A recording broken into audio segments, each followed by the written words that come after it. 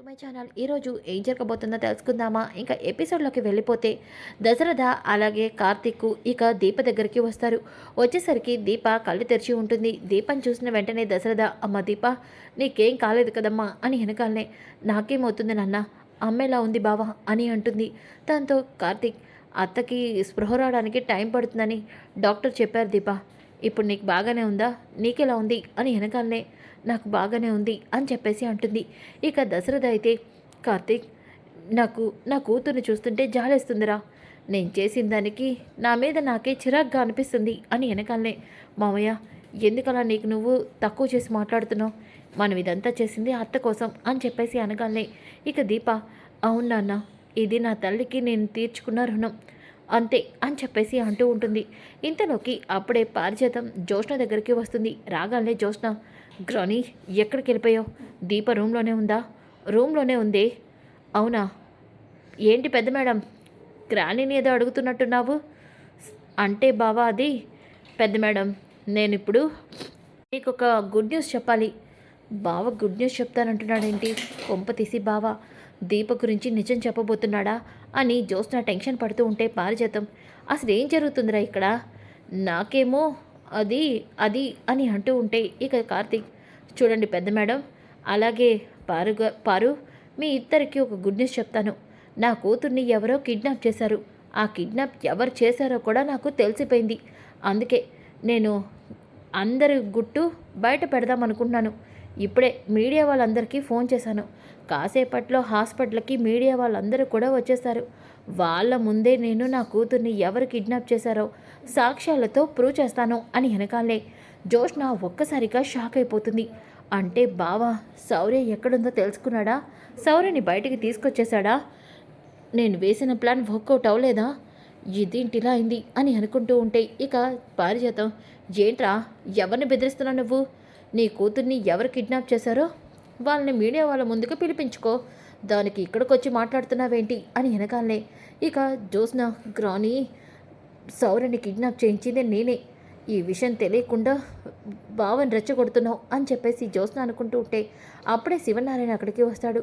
రాగానే పారిజాతమేమో, ఏంట్రా నువ్వు ఇప్పుడే మీడియా వాళ్ళని పిలిపించరా, నీ కూతుర్ని ఎవరు కిడ్నాప్ చేశారో తేలిపోతుంది అని వెనకాలే శివనారాయణ ఆ మాటను వింటాడు. పారిజాతం, శౌర్యని కిడ్నాప్ చేశారా? ఏం మాట్లాడుతున్నావు నువ్వు?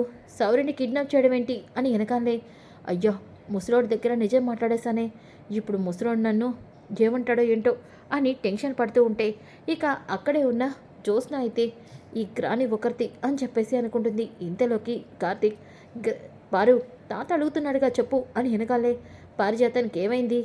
ఇందాక టెన్షన్ పడింది, ఆవేశంగా పరిగెత్తుకుంటూ వెళ్ళింది, తర్వాత బెడ్ మీద పడుకుంది, ఇప్పుడు స్పృహలోకి వచ్చింది, పిచ్చి పిచ్చిగా వాగుతుంది అని వెనకాలనే, గ్రాని ఇప్పుడు స్పృహలోకి రావడం ఏంటి? గ్రానీని నేను దీప రూమ్ బయట నుంచోమని చెప్పాను కదా, గ్రాని రూమ్ బయట నుంచోలేదా అని అనుకుంటూ ఉంటే ఇక శివనారాయణ, జ్యోత్స్న ఇప్పుడు నీకు ఎలా ఉంది? తాత బాగానే ఉంది కానీ కొంచెం మత్తుగా ఉంది, కదలలేకపోతున్నాను, ఆపరేషన్ అయింది కదా అలాగే ఉంటుందిలే, నీకు ఎలా ఉందో చూద్దామని వచ్చాను. అవును దశరథేడి కార్తీక్ అని వెనకాలనే అలా మాట్లాడేసరికి ఒక్కసారిగా శివనారాయణ, దశరథేడి అని వెనకాలనే, అది తాత దీపగదిలో ఉన్నాడండి అని పారిజాతం అంటుంది. ఒక్కసారిగా జ్యోత్స్న, డాడీ ఏంటి, మమ్మీకి నేను బోనమేర ఇచ్చానని డాక్టర్ చెప్పింది, కానీ డాడీ దీపగదిలో ఉండడం ఏంటి?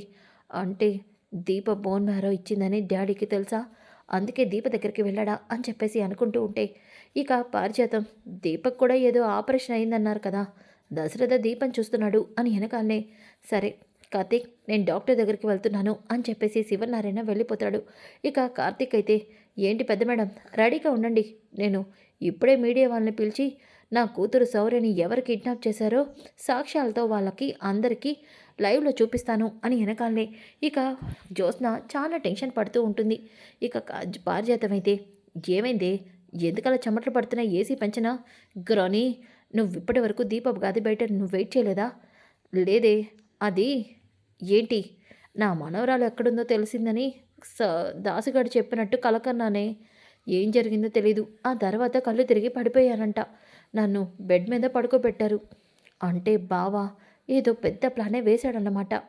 బావా ఇదంతా కూడా చేశాడన్నమాట అని చెప్పేసి అనుకుంటూ ఉంటుంది జ్యోత్స్న. ఇక పారిజాతం, సౌరని కిడ్నాప్ ఎవరు చేశారు? నేనే. ఏంటి? అవును. ఆ కార్తిక్ గాడు మీడియా ముందు బయట పెడతానంటున్నాడు. ఇప్పుడు అదే నాకు టెన్షన్‌గా ఉంది. ఇప్పుడేమో నేను లేవలేని పరిస్థితిలో ఉన్నాను. ఏం చేయాలో నాకు అర్థం కావట్లేదు. ఒసేయ్, నిన్ను చూస్తుంటే నాకు జాలేస్తుంది. ఒకప్పుడు దశరథ నీ మీద కోప్పడితే నువ్వు ఇంటి వారసురాలు కాదులే, అందుకే నీ మీద కోప్పడినా దశరథకి నీ మీద ఏదో కోపం ఉంది అనుకున్నాను. కానీ నువ్వు మీ అమ్మని కాపాడినా ఎవరికి నీ మీద ప్రేమే లేదు. నిన్ను చూడాల్సింది పోయిన దశరథ దీప దగ్గరికి వెళ్ళడం ఏంటి అని చెప్పేసి అంటూ ఉంటే, ఎందుకంటే దీపే అసలైన వారసురాలు కదా అని జ్యోత్స్న అనుకుంటుంది. ఇంకా ఒక పక్కన అప్పుడే హారిక అయితే దీప దగ్గరికి వస్తుంది. రాగానే అక్కడ దశరథ ఉంటాడు. దశరథ్ గారు, మీరున్నారా? కార్తీక్ లేడా అనగానే ఒక్కసారిగా కార్తీక్ అక్కడికి వస్తాడు. హారిక గారు, ఏమైంది? కార్తీక్, మీరు దశరథ్ గారు దీప కడుపులో బిడ్డ గురించి ఎంత బాధపడ్డారో నాకు తెలుసు. తెలుసు డాక్టర్. కానీ నా మనవరాలు ఈ భూమి మీదకి రాకముందే నా స్వార్థం కోసం నా కూతురు జీవితాన్ని నాశనం చేశాను కదా అని అంటూ ఉంటే, ఇక హారిక, అవును డాక్టర్, కన్న తండ్రిగా నేను నా బిడ్డ ముందు ఓడిపోయాను అని చెప్పేసి అంటూ ఉంటే, ఇక హారిక, కార్తీక్, దశరథ్ గారు, ఇక మీరు ఈ విషయం గురించి బాధపడాల్సిన అవసరం లేదు. అవును, మీరు సుమిత్ర గారి గురించి తీసుకున్న త్యాగం వల్లేనేమో మీకు అంతా మంచి జరిగింది. ఏంటి డాక్టర్ మీరు అంటుంది? అవును, సుమిత్ర గారికి దీప బోన్ మ్యారో ఇవ్వటం వల్ల దీప కడుపులోని బిడ్డకి ప్రమాదం అని నేనే చెప్పాను. ఆ బిడ్డ బ్రతకదు అని కూడా నేనే చెప్పాను. కానీ ఇప్పుడు ఆ బిడ్డ సేఫ్గా ఉంది కార్తీక్. అవును అని వెనకాలే దీప ఒక్కసారిగా, డాక్టర్ మీరేమంటున్నారు? నా కడుపులో ఇంకా బిడ్డ ఉందా? అవును దీప, ఇంకా నీ కడుపులోని బిడ్డ సేఫ్గానే ఉంది. దశరథ గారు, మీ మనవరాలికి ఏమీ కాలేదు అని వెనకాలనే ఒక్కసారిగా దశరథ అలాగే కార్తీక్, డాక్టర్ మీరు చెప్తుంది నిజమా? నిజం దశరథ గారు, దీపక్ కడుపులోని బిడ్డకి ఏం జరగలేదు. దీపక్ కడుపులోని బిడ్డ సేఫ్గానే ఉంది అని వెనకాలనే దశరథ అలాగే శివనారాయణ హారికకి 2 చేతెత్తి దండం పెడతారు. డాక్టర్, నా సుమిత్రని కాపాడుకోవడం కోసం దీప కడుపులోని బిడ్డ ఈ భూమి మీదకి రాదేమో అనుకున్నాను. కానీ మీ వల్ల అది సాధ్యమైంది. లేదు, ఆ భగవంతుడే ఈ ప్రమాదం నుంచి దీపని బయటపడేశాడు. కార్తీక్, ఇక 1 వీక్ మాత్రం సుమిత్ర గారు దీప హాస్పిటల్లో ఉండాలి. తర్వాత వాళ్ళని మీరు ఇంటికి తీసుకెళ్ళచ్చు. ఇక ఏ ప్రమాదం లేదు. దీప, నువ్వు హ్యాపీగా నీ బిడ్డని నువ్వు కనొచ్చు. సరే కార్తీక్ అంటూ హారిక బయటికి వెళ్ళిపోతుంది. ఒక్కసారిగా దశరథ అలాగే కార్తీక్ దీపని హక్ చేసుకొని చాలా ఎమోషనల్ అయిపోతారు. ఇక వారం రోజులు అయ్యాక దశరథ సుమిత్రని తీసుకొని ఇంటికైతే వస్తాడు. ఇక జోష్న అలాగే పారిజాతం శివనారాయణ కూడా ఇంటికి వస్తారు. ఇక ఇంటికి వచ్చాక సుమిత్ర, జోష్న ఆగు అని చెప్పేసి ఇక జోష్నకి తనే దిష్టి తీయాలి అంటుంది. అంతలోకి అప్పుడే కార్తీక్, దీప, సుమిత్, కాంచన ఇక శ్రీధర్ కూడా వస్తారు. రాగాలే ఇక దశరథ, సుమిత్ర, నువ్వు దిష్టి తీయాల్సింది జోష్నకే కాదు, దీపకి. దీప, నువ్విక్కడి నుంచో అమ్మా అని చెప్పేసి అనగాలే ఇక సుమిత్ర జోష్నకి అలాగే దీపకి ఇద్దరికి దిష్టి తీస్తుంది. ఇక దిష్టి తీశాక పారిజాతం, ఏంటి సుమిత్ర నువ్వు? జోష్న అంటే నీకు బోన్ మ్యారో ఇచ్చి నీ ప్రాణాలని కాపాడింది. అలాంటప్పుడు నీ కూతురికి దిష్టి తీయడంలో తప్పులేదు. కానీ దీప లాంటి పాపిష్టి మనిషికి నువ్వు దిష్టి ఎందుకు తీశావు? దీప ఏ కనకార్యం చేశాని ఇంటికి వచ్చిందని దీపకి దిష్టి తీయించావు దశరథ? చెప్పు అని వెనకాలనే, పిన్ని, అవును దశరథ, నేను అడిగిన దాంట్లో తప్పేముంది? ఒకప్పుడు దీప కడుపుతో ఉందని, అలాగే దీపకి దిష్టి తగలకూడదని సుమిత్రతో దిష్టి తీయించావు, గుర్తుందా? కానీ దీప ఏం చేసింది? తన కడుపులోని బిడ్డని వద్దనుకుంది. ఈ కార్తిక్ గాడు కూడా దానికి వకాసులు పలికి దీప కడుపులోని బిడ్డని చంపేశాడు. అలాంటి దీపని నువ్వు హారతి ఇచ్చి ఇంటికి తీసుకురావడం ఏంటి దశరథ అని వెనగాలే ఇక జ్యోత్స్న, కరెక్ట్గా అడిగావు గ్రాని, ఇదంతా చూస్తుంటే నాకు విచిత్రంగా అనిపిస్తుంది. మా మమ్మీని కాపాడిన నాతో దీపకి పోలికేంటి? అత్త, దీపకి ఇంత వైభవం ఇస్తుంటే ఇంకా నువ్వు దీపని క్షమిస్తుంటే నిన్ను చూస్తుంటే జాలేస్తుంది అత్త. అవును, దీపని వారసులకి తల్లి కావడం ఇష్టం లేదు అంది. బిడ్డని కనడం నాకు ఇష్టం లేదు అంది. కానీ మీ నిర్ణయం తీసుకోకుండానే దీప బిడ్డని కాదనుకుని దీప బిడ్డని వదులుకొని ఇంటికొచ్చింది.